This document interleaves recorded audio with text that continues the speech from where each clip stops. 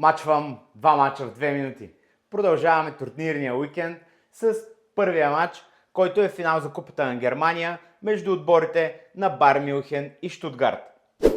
Много резултатни двубои са правили през сезона, всичките с победи на Байер Мюнхен. Този сезон Байер Мюнхен изтърваха да направят требъл, отпадайки от Шампионска лига от ПСЖ.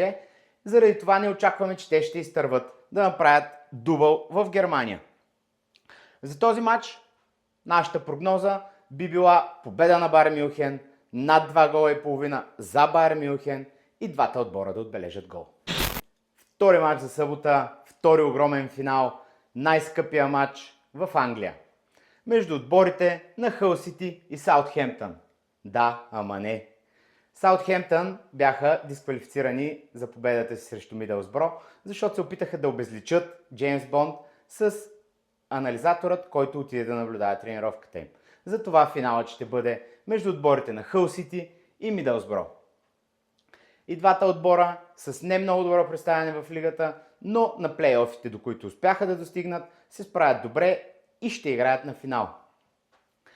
Мачовете им разменени победи, не много голове, но и отбелязани 4 гола на Мидълсбро като гост на Хъл Сити.